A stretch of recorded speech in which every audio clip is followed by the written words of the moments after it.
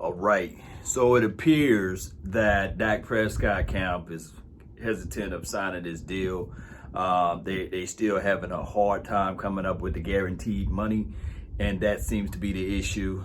A lot of times we can have an ideal, right? A preconceived notion of what's going to happen. Nevertheless, the reality of it is that all of these deals, all of these negotiations change daily, depending on who gets signed and what happened with the market. And this Pat Mahomes situation, a lot of people say, well, it had nothing to do with that. Well, agents battle with agents. Agents always look at it like, oh, your client was able to get that done. Now, I'm not calling Dak Prescott Pat Mahomes, but I'm quite sure that Dak Prescott camp probably looked over there and said, man, how that he was able to get this particular deal? And what can we do to make sure that our client can get something close to that? And how he can do that would probably be Dak Prescott betting on himself once again.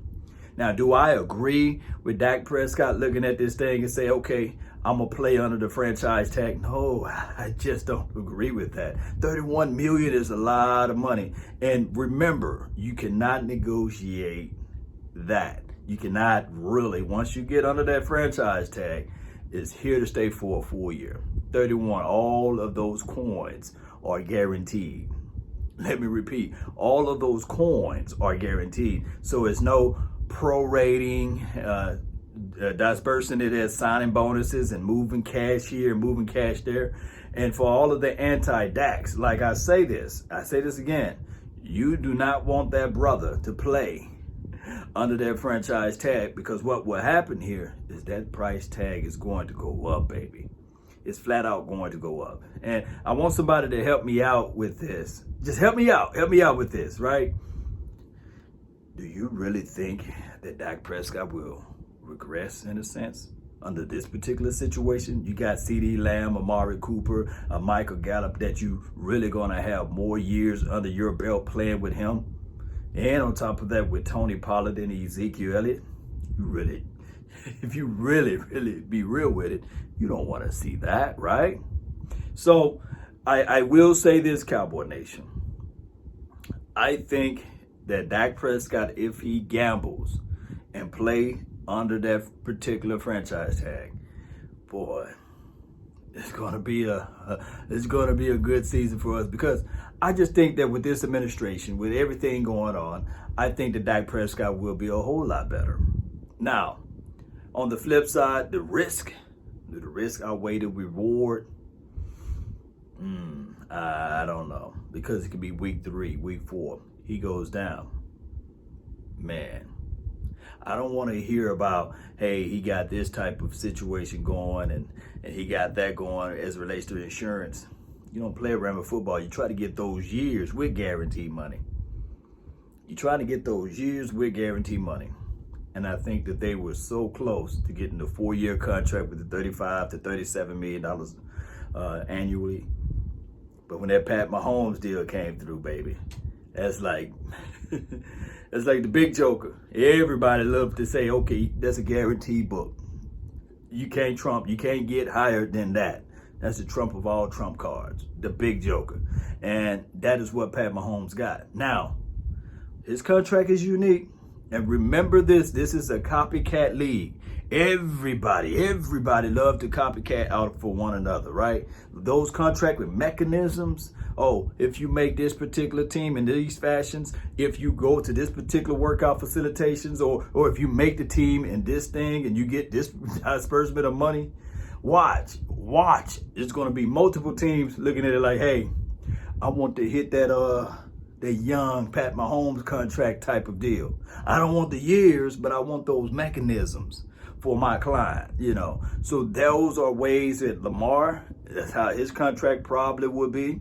And that's how Deshaun Watson contract probably would be. And whoever signs those new contracts with mechanisms. And I think it's clever by the NFL agent or the NFL owners to have those mechanisms, because you really can't hold out. Let me repeat, you really can't hold out due to the new collective bargaining agreement. Now, this is where the players fell on their faces. They allow all of the franchise situation to continue to happen. They wanted to get marijuana. They wanted to get this and that done with the CBA, which was cool or what have you. But they didn't negotiate the main thing that keeps these owners in charge, and that's that franchise tag, baby.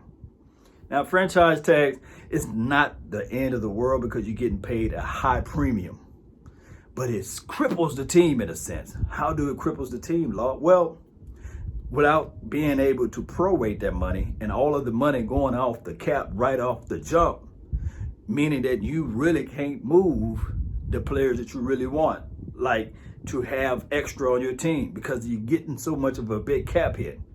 So that's why I look at it like this. When you think of a franchise tag, it's kind of like this. And I said it before and I'll say it again. It's like a payday loan. Let me repeat, it's like a payday loan for the actual team. Yes, you're getting your money, but you're getting it at a high premium. It's like a loan shark situation. You're getting all of this money and you got to pay all of this in return. And on top of that, you're getting the product, which is good for the player, good for the owner, but you can't do nothing else with it because it goes straight off the cap and you're paying triple, quadruple of what you intended to pay because you can't prorate it. And the new collective bargain agreement, none of the players kind of like fought for, hey, let's get rid of the franchise tag. Think about it. These owners could really franchise tag you back to back. And I think it's almost close to a third year they can franchise you, but I know for sure for 2 years in a row they can franchise tag you. Now it does goes up, but they can hold your feet to the fire. That's why I would not play on the franchise tag. But that money seems so good though, right? Getting that money right in your hands, right at the good time. And of course, everybody look at the Washington Redskins and say, hey, Kirk Cousins was able to do it. Kirk Cousins did it. Kirk Cousins. Let me ask you guys. Yes, it was good for Kirk Cousins to play under the franchise tag. Nevertheless, when you think about what the Redskins done with, they franchise tagged them, decided to let them go. What have they done since then? That's the franchise tag questioning there. What have they done since they got rid of Kirk Cousins? And even when Kirk Cousins went to the Minnesota land, what are they doing when they picked him up? Yeah, people can say, well, they made it to the playoff, Law. They made it here, made it there. They squeezed all of that remuneration, all of that money to go get Kirk Cousins, and they still not having an even flow or a perfect flow for him playing for that particular organization. He's still Kirk Cousins. Why not build around your guy that you drafted and figure out ways?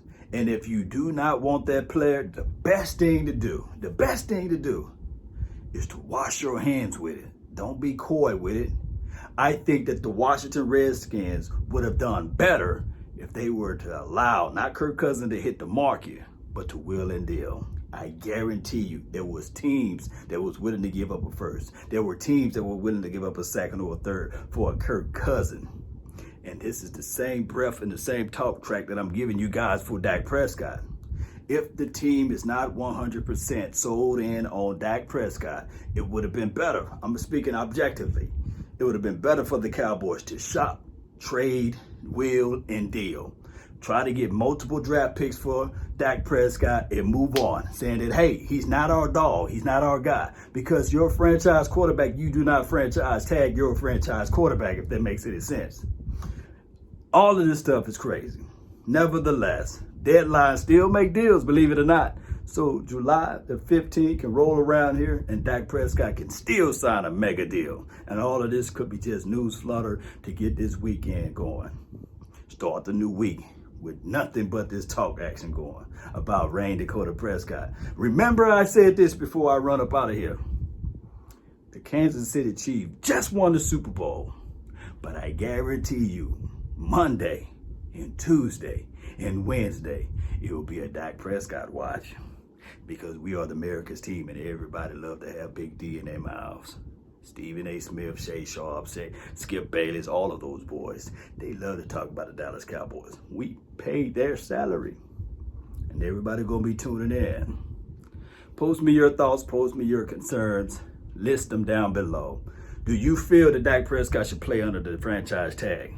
The Cowboys do believe in him because they're giving him over $30 million. And truth be told, they said that they had a $35 million contract on the table. So do Dak Prescott go ahead and say, man, forget all of this fighting, bickering back and forth. I don't know what the guaranteed money is. I don't know that. But do he just say, man, 2 tears in a bucket, let me just go ahead and play, get this thing out the way, and we can go bring in some more dogs? Because once he signed his contract, then we will have what? More money to go out there and get probably one more dog, right? Post me your thoughts down below, Cowboy Nation. Subscribe to this page. Hit that notification bell because I go live at multiple times at different times throughout the day. It's crazy, though. News, Cowboys, lifestyle is always crazy, right? That's been my time. I really thank you all for yours. And remember, you're listening to nothing but the best. Let's go.